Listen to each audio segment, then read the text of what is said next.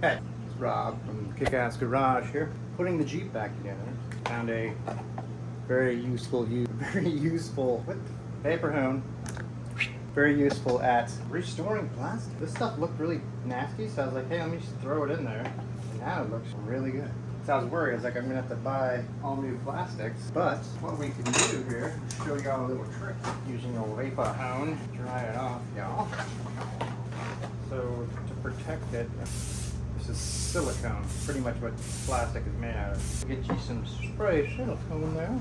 Spray it all on there. Rub it all around. So if you're not aware, if you work at dealerships, a lot of dealership practices to restore or part of their services, Honda actually has their own silicone. 30,000 miles, 60,000, you would lube all the plastic, not plastic, sorry, all the rubber seal, like the window seals. There's seals in my windows. No, the rubber guides that the windows slide on. Felt tracks, or what do you call them? The rubber in there. You'd spray those, spray the door jambs, the trunk seals. I'd get carried away and spray a bunch of stuff under people's hoods just to make it look better. People come in for a 60 and they got like a detailed engine bay. They're like, what the heck? I kind of used to do that. But look at this. Oh, look at that. A little vapor hone and a little silicone. That thing looked like a brand new piece of OEM-age. Look at that. That just looks good for a, yeah. You know, you don't want to put a dirty piece of plastic back on your color-changing Jeep. So awesome. This thing in the sunshine, y'all, is just straight off the wall. Alright, so keep putting this back together, restore more of the stuff. We are going to make this engine bay look like it's brand new. So we did the fenders as a technician.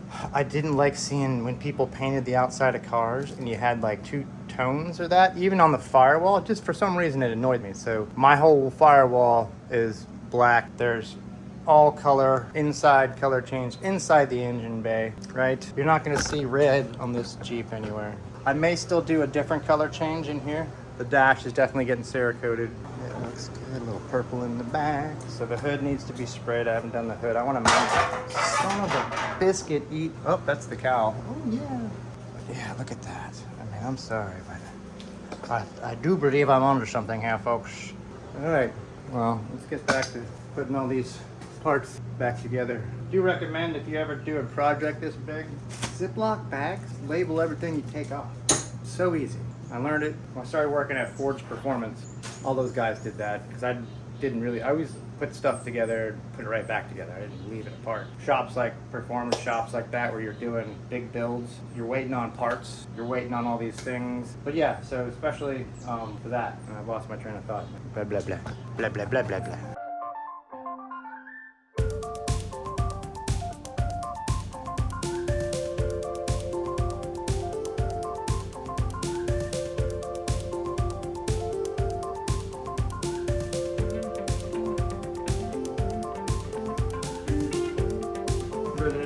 We are back. We're gonna Cerakote a bunch of these parts on this car.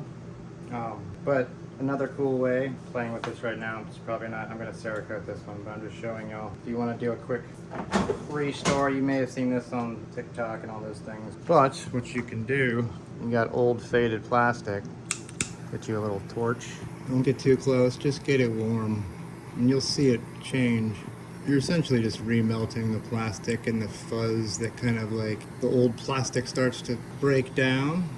So you kind of just remelt it slightly and it makes it look way better, right? This is like a cigar lighter too, so you don't need like a massive, it does get pretty hot though, ouch.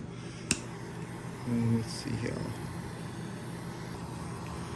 You can also use a heat gun, which I happen to have one. Wagner, of course.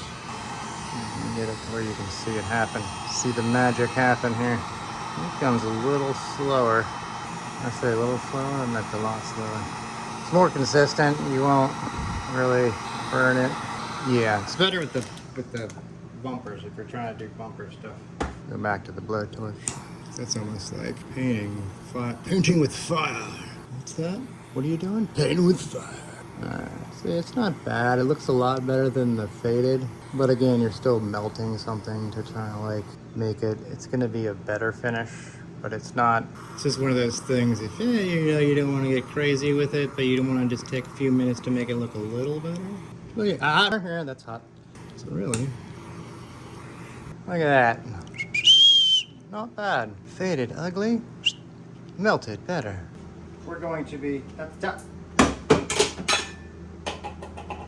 we'll edit that out.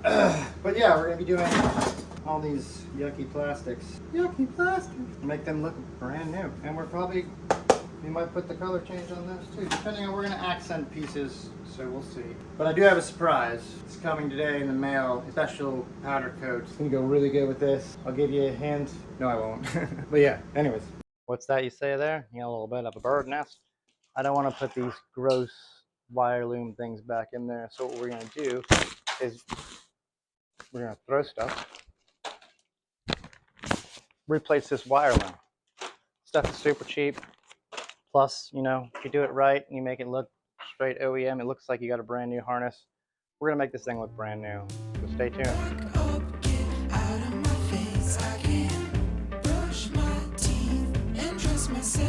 So we're modifying. We are cleaning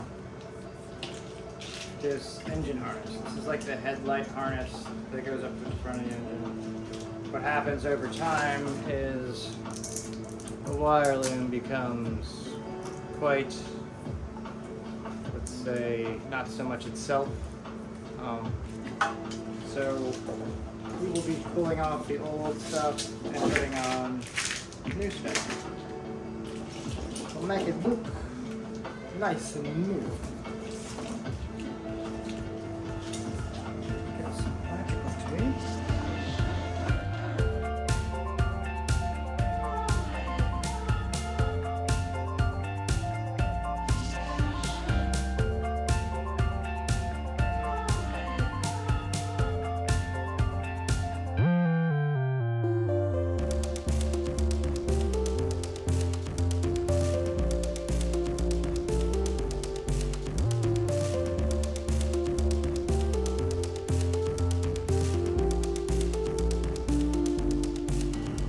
So,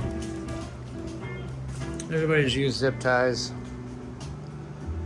So I like these. These are the factory ties that hold the harness onto the body panels, firewall, that.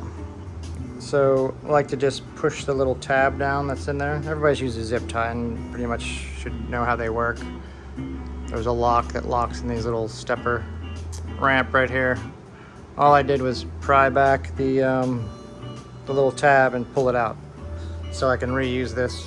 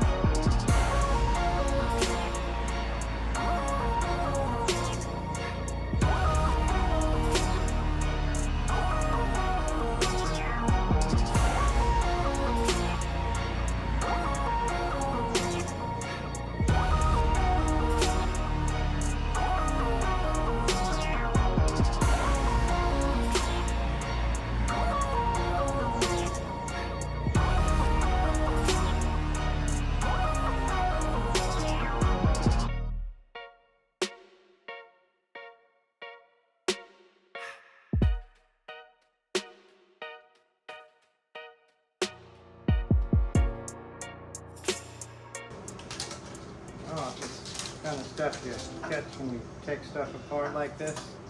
So this is the headlight for the main headlight. This happens a lot because the wires get so hot from the bulb and the plastic starts to break down. And look at that. And look how they bend. So they were in that conduit like that. So they're super close together where they could totally short out here. They're eventually going to short out. So what we're going to do is we're going to pull those out, reheat shrink them, and redo those while we're in here. We're going to make it awesome, properly done. Glad I found that. What you do with that jive? Heat shrink. Multiple color heat shrink. But it looks like I do not have any black. go find some black. Or the best would be the marine stuff. I think I have some of that marine stuff. It's got like a goop inside of it that makes it kind of waterproof. Hence marine. But yeah, let me go get some of that. I'll be right back. So we're back. We're finishing up this harness, and I'll show you what I did. I didn't find the marine heat shrink that I usually like to use, but the next best thing, everybody has a Walmart close by. Walmart has liquid electrical tape. Great stuff for certain occasions. I don't like using it, it's messy, but in certain things I do like to use it because it does kind of make a waterproof seal on these lights, which I like to do because they all start cracking there. It's hard to get heat shrink back over these big terminals, so I seal up the back so water doesn't get in there and corrode those terminals, especially down here in Florida. So, and I did it on both sides. So the other side of the light harness is same thing, sealed up and ready to go. And this stuff's good, and it flexes. So it's rubbery, so you can put it on there, separate those wires, and it's flexible. And you won't have any problems shorting out and all that. So that's what that is. So we're gonna finish this up, and remember I told you we had a surprise. Just in from the mail ferry, from good old, oops, sorry Rev. It's okay, buddy. Rev's excited. You wanna see what we got, Rev? All right, what we got, buddy? We have, you tell him, what does that say? He can't read. This is, and I'm super excited. How do you say that? Retroflective. Retroflective. Retroflective black. So what this is, from my understanding of their description in a video. Rev, where'd you go, buddy? Good boy. This is a black that just looks black in the sun, in the daylight, but at nighttime when light hits it, it's reflective, which I was like, huh? Black, reflective? So apparently it's got some kind of reflective material inside it. I'm hoping it's gonna be kind of like a stop sign, like you see the stop sign, like the flashy, you know, reflect, you guys know what I'm talking about. But yeah, so that's our surprise. Gonna go spray that. So that might be a lot of parts on this. So we'll have like crazy color change and reflective at night. Crazy, yeah. So if I really like it, I may do the wheels, the bumpers, the Nerf bars, maybe stuff in the engine. I don't know, we'll see. Stay tuned.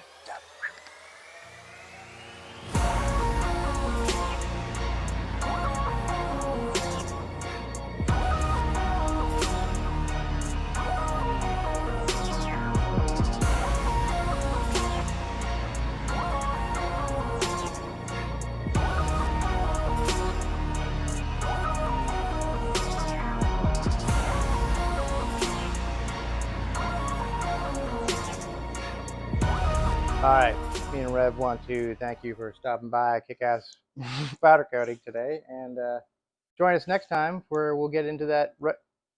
I know, I'm telling him. The retroflective powder coat. Good boy. But thanks for goodbye. Well, yeah, okay. You wanna go swim?